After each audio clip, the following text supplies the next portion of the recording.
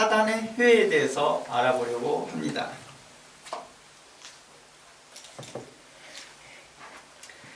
오늘은 요한계시록 3장 9절 말씀 중심으로요, 사단의 회당이라 불리는 그 자칭 유대인의 정체와 빌라델비아 교회를 향한 주님의 칭찬, 또 주님의 약속의 말씀의 의미를 좀 더 살펴보려고 합니다. 본문에서 9절 한번 제가 읽어드릴게요. 보라, 사단의 회당 곧 자칭 유대인이라 하나 그렇지 아니하고 거짓말하는 자들 중에 몇을 내게 주어 그들로 와서 내 발 앞에 절하게 하고 내가 너를 사랑하는 줄을 알게 하리라 하였습니다. 오랫동안 힘들고 또 여러가지 어려움과 모함과 핍박 가운데 있었을 때에도 빌라델비아 교회는 참고 견디며 진리의 말씀을 지켜 충성되이 살았습니다. 이런 그들에게 주님은 말씀합니다. 약속합니다. 그들이 자칭 유대인이라 하나 실상 그들은 사단의 회당이다 하며 그런 자들이 너의 발 앞에 절하게 하고 내가 너를 사랑하는 줄을 알게 할 것이다 라고 말합니다. 자칭 유대인이라는 사람들은요, 그들은 하나님이 자신들을 사랑한다라고 굳게 믿었습니다. 하나님이 자신들의 편이다라고 믿었습니다. 그럼 그들에게 향하여서 주님은 이렇게 말합니다. 주님께서는 그들을 향하여, 핍박하는 그들을 향하여 너희들은 사단의 회당이다. 그리고 그리스도인들에게 대하여서 이렇게 말합니다. 결국에는 그리스도 앞에 너희들이 복종할 것이다 라고 하였던 것입니다. 본문에서 사단의 회당, 곧 자칭 유대인이라는 자들은요, 바로 유대교를 믿는 자들입니다. 뿐만 아니라 이들은 유대주의자, 또한 할례당까지 포함되는 자들입니다. 유대주의자와 할례당, 왜 할례당이 이곳에 포함되냐면요, 이들은 입으로는 그리스도를 주라 고백합니다. 하지만 실제로는 유대교를 믿는 자와 같습니다. 이들은 유대교의 교인들과 같이 율법에 기록된 대로 할례와 절기와 예배, 예식을 지켜야만 구원이 있고 진정한 유대인이 되었다라고 주장하는 자들입니다. 아브라함의 혈통에 났어도 할례를 받지 않았다 한다면 진정한 유대인이라고 말할 수 없었다는 것입니다. 그러나 할례를 받았을 때 진정한 유대인이었던 거죠. 그러니 할례 예식은 굉장히 중요했던 것입니다. 사도 바울이 이러한 유대주의자를 향하여서 할례당이라고 했던 이유는요, 그들의 그 당시의 구원론에 대한 그 쟁점이 항상 할례 의식에 대한 그 여부, 했느냐 안 했느냐에 대한 그 여부를 강조했기 때문에 그들을 향하여 할례당이라고 말했던 것입니다. 오늘날에도 그 구원의 날짜, 구원받았던 날짜, 아니면 구원받았던 어떤 특별한 어떤 체험들을 이야기해야만 된다라고 생각하는 그 구원파론적인 구원론에 대해서 이야기하는 사람들 향해서 우리는 구원파 이렇게 말하는 것도 있습니다. 그래서 저는 이게 편의상 이들 모두를 혼용해서 사용하겠습니다. 유대교를 믿는 사람, 또한 유대인, 또한 할례당, 또 유대주의자, 이 말들을 혼용하여 쓸 것입니다. 그러나 이 모두를 또 한마디로 표현하지 않는다면 유대주의자라고 표현하기도 할 겁니다. 그러니까 이들을 제가 가끔씩 유대인, 또 유대교, 유대주의자, 할례당 이 말을 쓸 때 한 공통적인 범위 안에서 유대주의자라는 범위에서 이해하면 좋습니다. 원래 이제 유대인들은요, 자신들을 핍박했던 주변 이방, 열방 국가들이 결국에는 자신들에게 찾아와 굴복할 것을 굳게 믿었습니다. 왜냐하면 약속의 말씀, 이사야 말씀이 있었기 때문입니다. 물론 이사야 말씀 외에도 여러 말씀들이 있지만 그 중에 대표적인 말씀이 이사야 말씀입니다. 이사야서 60장 14절의 말씀에 이러한 말씀이 있습니다.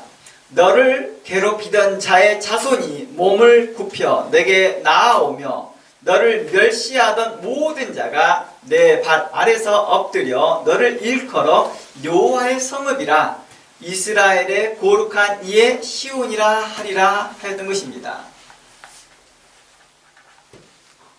이런 약속의 말씀을 가지고 있었기에 그들은 지금 현재 자신들의 형편은 이러한다 할지라도 다시 예전에 다윗의 왕국처럼 솔로몬의 왕국처럼 그러한 때가 다시 회복될 것이라고 굳게 믿었던 것입니다. 그런데요, 주님께서 오셨을 때 주님은 이제 메시아입니다. 그리고 그들이 기다렸던 메시아이며 심판자였습니다. 그러면 그러한 상황이 기대되어졌을 텐데 주님은 도리어 반대로 이야기하고 있습니다. 혈통적인 면에서 아브라함의 후손이고 할례도 받았고 하나님의 선택된 백성이고 자신들이 장자의 신앙을 가졌다라고 믿었습니다. 모든 여호와의 신앙은 자신들로부터 시작되었다라고 믿는 거죠. 다른 백성들에게 증거되어서 많은 이방인들이 유대교로 바뀌고 개종했다 할지라도 자신들이 장자의 신앙을 가졌다고 굳게 믿었습니다. 그리고 그들은 오랜 세월 동안 하나님의 말씀을 연구하였고 교리적으로 신학적으로 체계를 잡아서 역사가 있고 전통이 있는 신학의 바탕 안에서 성경을 어렸을 때부터 배웠다라고 자부하는 유대인들에게 이제 도리어 자신들이 멸시하고 배척했던 그리스도인들께 굴복할 것을 말했던 것입니다. 이는 주께서 누가 참 유대인인가를 말해주는 것입니다. 누가 참 유대인이냐? 이사야 말씀은 결코 변하지는 않습니다. 그러나 그 이사야서 말씀에서 그 유대인은 바로 누가 참 유대인이냐라는 것을 말해주고 있는 것입니다. 유대인들이 내면적인 유대인이 된 그리스도인들에게 찾아와 굴복할 것을 성경은 이야기하고 있는 것이죠. 이에 대하여서 사도 바울은 이야기합니다. 사도 바울은 누가 아브라함의 자손이며 누가 참 유대인인가를 설명해 줍니다. 제가 갈라디아서 3장과 로마서 말씀을 읽어보겠습니다. 갈라디아 3장 7절 말씀에 이러한 말씀이 있습니다. 그런즉 믿음으로 말미암는 자들은 아브라함의 자손인 줄 알지라 라고 말합니다. 믿음으로 말미암는 자들은 아브라함의 자손이다. 이는 누구나에 대한 해당이었습니다. 이방인이나 여자나 남자나 유대인이나 누구라도 믿음으로 말미암았다면 그들은 참된 아브라함의 자손입니다 라고 말합니다. 그러면서 8절에 이렇게 말합니다. 하나님이 이방이라는 것은 이방 사람들을 말하는 것입니다. 이방 사람들을 믿음으로 말미암아 의로 정하실 것을 성경에 미리 알고 의로 정하셨다. 이 말씀은 의롭게 하였고 아브라함의 후손이 되겠다라는 뜻입니다. 그러므로 9절 말씀에 그러므로 믿음으로 말미암는 자는 믿음 있는 아브라함과 함께 복을 받을지어다 라고 말합니다. 그러면서 26절 말씀에 이렇게 말합니다. 갈라디아 3장 계속 머무르고 있습니다. 3장 26절 말씀에 너희가 다 믿음으로 말미암아 그리스도 예수 안에서 하나님의 아들이 되었다. 누구든지 그리스도와 합하여 세례를 받는 자는 그리스도로 옷 입었다 라고 말합니다. 그리스도로 옷 입었다 라고 말하는 것은 바로 신약 성경에서 계시록에서 자주 나타났던 흰 옷을 의미할 수도 있습니다. 흰 옷, 또 거룩한 예복 이러한 의미를 갖고 있습니다. 그러면 28절 너희는 유대인이나 헬라인이나 종이나 자유인이나 남자나 여자나 다 그리스도 예수 안에 있는 하나이다. 너희가 그리스도에 있는 것이면 곧 아브라함의 자손이요 약속대로 유업을 이을 것이다 라고 말합니다. 제가 29절을 다시 한번 읽어볼게요. 너희가 그리스도의 것이면 이 말은 너희가 그리스도인이라 한다면 너희가 예수를 그리스도라 고백한다 한다면 아브라함의 자손이다 라고 말하는 것입니다. 또한 사도 바울은요 진정한 유대인이 누가 참 유대인인가 누가 선민인지를 로마서에서 말합니다. 로마서 2장 17절 말합니다. 로마서 2장 17절부터 읽어볼게요. 유대인이라 불리는 내가 율법을 의지하며 하나님을 자랑하며 율법의 교훈을 받아 하나님의 뜻을 알고 지극히 선한 것을 분간하며 맹인들의 길을 인도하는 자요 어둠에 있는 자의 빛이요 율법에 있는 지식의 진리의 모본을 가진 자로서 어리석은 자의 교사요 어린아이의 선생이라고 스스로 믿으니 그러면 다른 사람을 가르치는 너가 내 자신을 가르치지 아니하느냐? 도적질하지 말라 선포하는 내가 도적질하느냐? 간음하지 말라 말하는 내가 간음하느냐? 우상을 가증 여기는 내가 신전 물건을 도적질하느냐? 율법을 자랑하는 내가 율법을 범함으로 하나님을 욕되게 하느냐? 기록된 바와 같이 하나님의 이름이 너희 때문에 이방인 중에서 모독을 받는도다. 내가 율법을 행하면 할례가 유익하나 만일 율법을 범하면 내 할례는 무할례가 되느니라. 그런즉 무할례자가 율법의 규례를 지키면 그 무할례를 할례와 같이 여길 것이 아니냐. 또한 본래 무할례자가 율법을 온전히 지키면 율법 전문가 할례를 가지고 율법을 범하는 너를 정죄하지 않겠느냐. 28절에 이렇게 말합니다. 무릇 표면적 유대인이 아니요 표면적 육신의 할례가 할례가 아니라 오직 이면적 유대인이 유대인이며 할례는 마음에 할지니 영에 있고 율법의 조문에 있지 않다라고 말합니다. 성경은 로마서는 말합니다. 이면적 유대인이 참된 유대인이다 라고 말합니다. 만약 율법대로 하나님 말씀대로 행하지 않는다면 그 받았던 할례도 무효하다라고 말하는 것입니다. 이 말이 무슨 뜻이냐고요? 받았던 할례라는 것은 곧 누구의 자손인 것을 말하는 것이죠.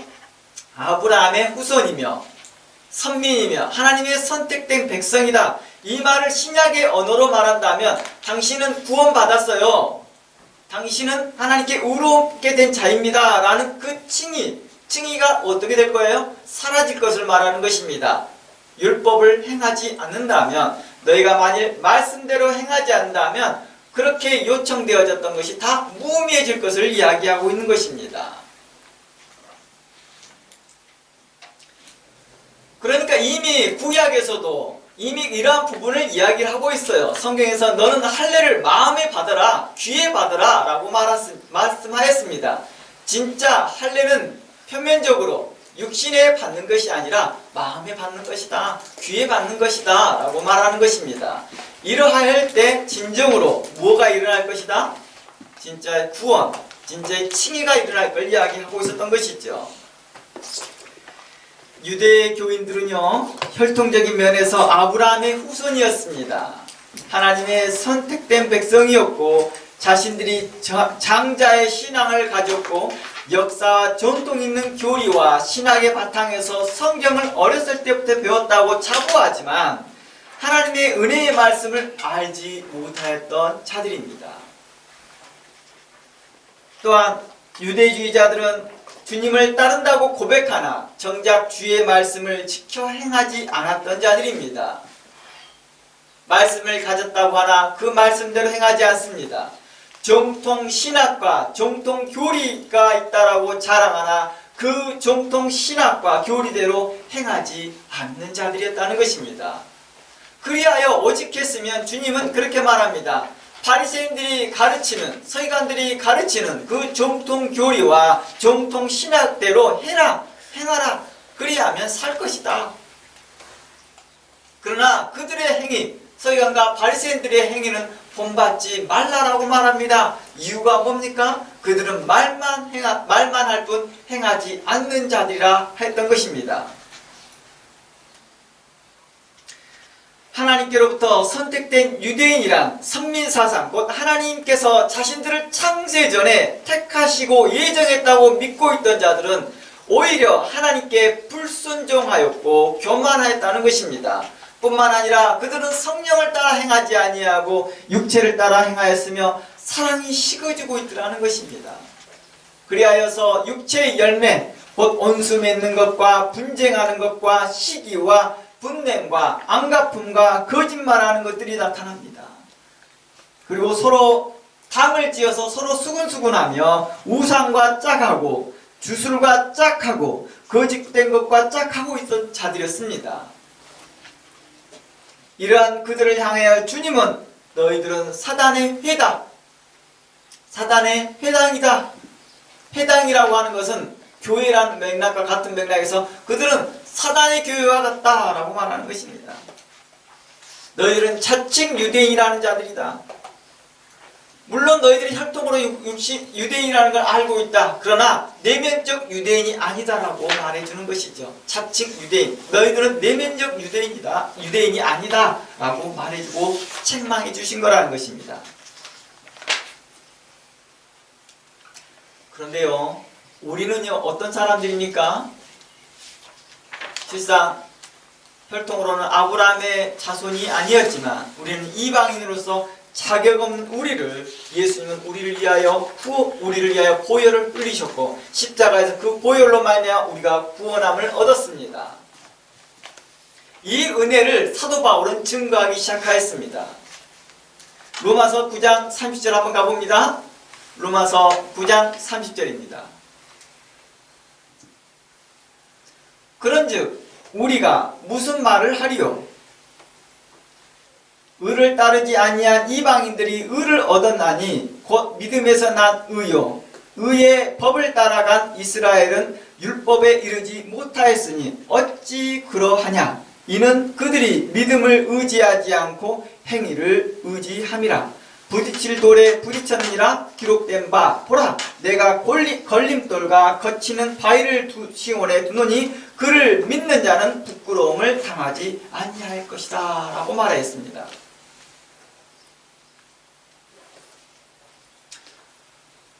주님께서는 그들에게 뭘 뒀다고 말합니까? 그들에게 믿음을 의지하지 않는 자들에게 대하여서는 부딪히는 돌이 되는 모습이 되었다는 것입니다. 예수님은요. 베드로전서 2장 6절에도 이와 같은 말씀이 있습니다. 성경에 기록되었을 때 보라, 내가 택한 보배로운 모퉁이 돌을 시온에 두노니 그를 믿는 자는 부끄러움을 당하지 않을 것이니라. 뭘 믿는 것이죠? 그 은혜를 믿는 것입니다. 그러므로 믿는 너희에게는 보배나 믿지 아니하는 자에게는 건축자들이 버린 그 돌이 모퉁이 돌의 머릿돌이 되었다. 또한 부딪히는 돌과 걸려 넘어지게 하는 바위가 되었다라고 말합니다. 그들이 말씀을 순종하지 아니하였으므로 넘어졌다라고 말합니다. 이는 그들을 이렇게 정하신 것이라.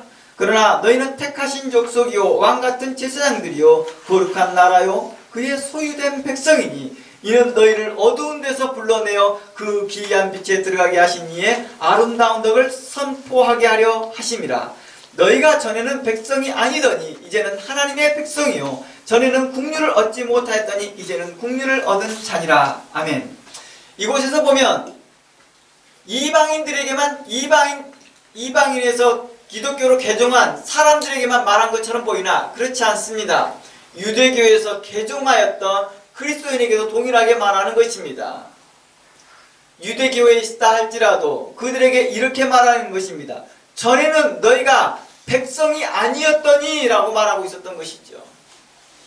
동일합니다. 이방인으로 있었던 유대인으로 있었던 그리스도인의 관점, 하나님의 관점에 봤을 때는 그들은 다 무할례자와 같았고 그들은 다 하나님의 백성이 아니었던 것이죠. 그러나 예수 그리스도의 은혜를 의지하였던 자, 예수 그리스도의 십자가의 보혈을 의지하였던 자들에게는 그 누구라도 다 하나님의 백성 되게 하였다는 것입니다. 이러한 부분을 마태복음 22장에서는 잘 나타내 보여주고 있습니다. 마태복음 22장에 나온 예수님의 혼인잔치 비유를 통해서 알 수 있듯이 구원은 인간의 자격이나 까다로운 기준에 달려있는 것이 아니었습니다. 하나님의 은혜의 초청에 겸손히 응답하고 순종하는 믿음의 태도에 달려있음을 말하고 있는 것입니다. 그러나 어리석은 자들은 그것을 믿지 못합니다. 정말 나 같은 자격 없는 자가 그 귀한 하나님 나라에 들어갈 수 있을까라고 의심하게 됩니다. 나 같은 죄인 살리신 그 은혜에 놀라워하며 하나님의 그 은혜를 의지하며 나아가는 자가 있는가 하면 나 같은 죄인, 나 같은 사람이 과연 그걸 할 수 있을까? 과연 그런 귀한 자리에 갈 수 있을까? 라고 의심하더라는 것입니다. 그러면서 그 의심의 끈을 풀기 위해서 뭘 갖습니까? 안심표를 받습니다. 그 안심표가 바로 할례였던 것이죠.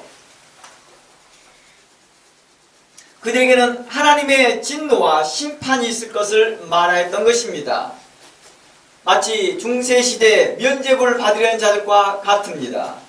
오늘날 우리의 신앙생활에서 할례와 같이 내가 뭘 의지하고 있는 그런 안심표가 있다 한다면 우리는 버려야 될 것이고 회개해야 할 것입니다. 오늘날 구원파처럼 특정 날짜, 구원받은 날짜가 있어야 되고 어떤 해프닝, 어떤 이벤트가 있어야지만이 꼭 구원받았다라는 그런 증표로 삼으려고 하는 사람들에게 대하여 하나님께서는 그들에게 대하여 진노가 있을 것을 이야기하고 있는 것입니다. 혹 그것이 오늘날 교회에 어떤 직분이 되어질 수도 있는 사람도 있습니다. 자신들이 가지고 있는 그 직분이 자신을 구원할 거라고 믿고 있는 자들. 어떤 사람은 봉사의 양, 내가 얼마나 많이 봉사를 하면 이라는 그 봉사의 양, 치수를 가지고 아니면 연수를 가지고 이야기도 합니다.